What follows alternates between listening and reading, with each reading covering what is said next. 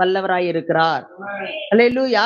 அவர் உனக்கு ஆலோசனை கொடுத்துட்டு, மனுஷங்க பாருங்க, ஒரு ஆலோசனை கொடுத்து இது இப்படி எல்லாம் செய்யுங்க ஒரு அப்படின்னு சொல்லிட்டு அவங்க பாட்டுல போயிடுவாங்க. ஆனா கர்த்தர் அப்படி அல்ல. ஆலோசனை கொடுத்து அதன்படி நடத்த அவர் வல்லவராய் இருக்கிறார். அல்லேலூயா. ஒருவேளை ஒருத்தருக்கு நீங்க பலகீனமா இருக்கிறீங்கன்னு வச்சுக்கோங்களேன். அப்போ ஒரு மனுஷங்க என்ன பண்ணுவாங்க, ஆலோசனை எப்படி கொடுப்பாங்க, நீங்க வந்துட்டு இந்த இந்த ஹாஸ்பிட்டல் போங்க, இந்த மெடிசனை எடுங்க அப்படின்னு ஒரு ஆலோசனை கொடுத்துட்டு போயிடுவாங்க இல்ல. ஆனா கர்த்தர் அப்படி அல்ல. அவர் கொடுக்கிற ஆலோசனை எப்படி இருக்கும் தெரியுமா? ஹாஸ்பிட்டலுக்கு போறது மாத்திரம் இல்ல, உங்களை கரம் பிடிச்சு எங்க கூட்டிட்டு போய் உங்களுக்கு என்ன மெடிசன் கொடுக்கணும், உங்களை எப்படி அந்த இடத்துல இருந்து தூக்கி விடணும் என்பதையும் செயல்படுத்த வல்லவராய் இருக்கிறார். அல்லேலூயா. அப்ப பாருங்க, ஆண்டவர் நம்ம மேல எவ்வளவு அன்பு வைத்து இருக்கிறார். அவர் நான் உன்னை நேசிக்கிறேன்னு சொல்லிட்டு அப்படியே சைலண்டா அவர் போயிடாம, நான் உன்னை நேசிக்கிறதுக்கு சில காரியங்களை கர்த்தர் சொல்றாரு. நான் உன்னை எப்படி தெரியுமா நேசிக்கிறேன், நான் உனக்கு போதிக்கிறேன். அல்லேலூயா. என்னுடைய வார்த்தைய நான் உனக்கு போதிக்கிறேன். அதனால உன்னை வந்து மேன்மையாக நான் வைக்கிறேன். என்னுடைய வார்த்தையை உன்னை போதிச்சு உன்னை நான் ஆசீர்வாதமாக வைக்கிறேன்.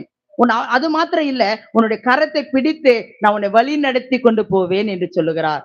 மூன்றாவது காரியம், என்னுடைய ஆலோசனையை நான் உனக்கு கொடுத்து உன்னுடைய குடும்பத்திலேயும் சரி, உன்னுடைய வேலை ஸ்தலத்திலும் சரி, நீ வாழ்கிற அந்த சொசைட்டில நான் உன்னை ஆச்சரியமாக நடத்துவேன். எல்லாரும் நினைப்பாங்க, எப்படி இந்த காரியம் நடந்தது, ஆச்சரியமாக இருக்குது என்று மத்தவங்க ஆச்சரியப்படத்தக்கதாக உன் வாழ்க்கையில அதிசயங்களை கர்த்தர் செய்வார். எகிப்தில இருந்து இஸ்ரவேல் ஜனங்கள் நடந்து வராங்க. முன்னாடி செங்கடல், பின்னாடி பார்வோனுடைய சேனை. அப்போ ஜனங்கள் ஒரு பயம், முன்னாடி போனாலும் மரிச்சு போயிடுவோம், பின்னாடி போனா மீண்டும் எகிப்துக்கு பார்வோன் கூட்டிட்டு போயிடுவான, என்ன பண்றது, அப்படியே பயந்து போய் நிற்கும் பொழுது கர்த்தர் ஒரு அதிசயங்களை செய்கிறார். அந்த செங்கடலை 2ஆக பிளக்கிறார். அதன் வழியாக அவங்க நடந்து போகிறார்கள், வெட்டாந்தரை வழியாக நடந்து போகிறார்கள். இதுதான் ஆச்சரியமான ஒரு காரியம். அல்லேலூயா. அது நடக்கவே நடக்காது, நடப்பதற்கு சாத்தியம் இல்ல அப்படின்ற ஒரு சூழ்நிலையில கர்த்தர் நடத்துறார் பாருங்க, அதுதான் ஆச்சரியம். அல்லேலூயா. என்னாலே நம்ப முடியல, இது எப்படி நடந்ததுன்னு தெரியல அப்படின்னு நீயே ஆச்சரியப்பட்டு அதிசயப்படத்தக்கதாக கர்த்தர் உன் வாழ்க்கையிலே அதிசயங்களை செய்வார். அல்லேலூயா. இதுக்கு எல்லாம் செய்ய வேண்டிய ஒரே ஒரு காரியம் என்ன தெரியுமா? அது சொல்றாரு, மனுபுத்திரனே, நன்மை செய்வதை தவிர வேற என்னத்தை உன்னிடத்துல நான் கேட்கிறேன் என்று சொல்லுகிறார். நன்மைன்னா என்ன தெரியுமா? அவருடைய வார்த்தையை கேட்டு, தேவனுடைய வார்த்தையை கேட்டு அதன்படி நாம் நடந்து அவருக்கே நம்மளுடைய சுய புத்தியில சாயாம நம்ம அவர்கிட்ட ஒப்பு கொடுத்து அவர் சொல்றத மாத்திரம் நம்ம கேட்டு நடந்துட்டோம்னா நம்ம மேன்மையாக வைப்பார்.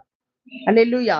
இந்த மாசத்துல, இந்த ஜூலை மாதத்தினுடைய முதல் நாள்ல கர்த்தர் சொல்றாரு, நான் உனக்கு போதிப்பேன். நான் உனக்கு போதித்து நீ நடக்க வேண்டிய வழியை உனக்கு காட்டுவேன். ஆமென். உன்மேல் என் கண்ணை வைத்து உனக்கு ஆலோசனை சொல்லுவேன். சாதாரண ஒரு ஆலோசனை கிடையாது. அவருடைய கண்ணை நம்ம மேல வைக்கிறாராம். நம்ம எங்க போனாலும் கண்ணோக்கமாக இருக்கிறாராம். அல்லேலூயா. நம்ம மேல உண்மையில என் கண்ணை வைத்துனா என்ன அர்த்தம் தெரியுமா? சாதாரணமா இப்படி பாக்குறது நம்ம பாக்குறது. ஆனா தூரத்துல இருந்து ஏதோ ஒரு நபரோ அல்லது ஏதோ ஒரு காரியத்தை நம்ம பார்க்கணும்னா அது மிஸ் ஆயிடவே கூடாது அப்படி சொல்லிட்டு அப்படியே கூர்ந்து கொஞ்சம் கூட மிஸ் ஆயிடாம அப்படி பார்ப்போம்ல. ஒரு மரத்துல வந்து ஒரு குருவி இருக்குன்னு வச்சுக்கோங்களேன். அப்ப அந்த குருவி வந்து நம்ம போக்கஸ் பண்ணி பார்க்கணும். கொஞ்சம் கூட மிஸ் ஆயிடாம அதை அப்படியே பார்த்துட்டே இருக்கணும். அது எவ்வளவு கண்ணோக்கமா நம்ம பார்ப்போம்ல, அதுதான் கண்ணை வைத்துன்னு அர்த்தம். அப்போ கொஞ்சம் கூட அவருடைய பார்வையில இருந்து நம்ம மிஸ் ஆயிடவே கூடாது என்பதற்காக அவருடைய கண்களை நம் மீது வைக்கிறார்.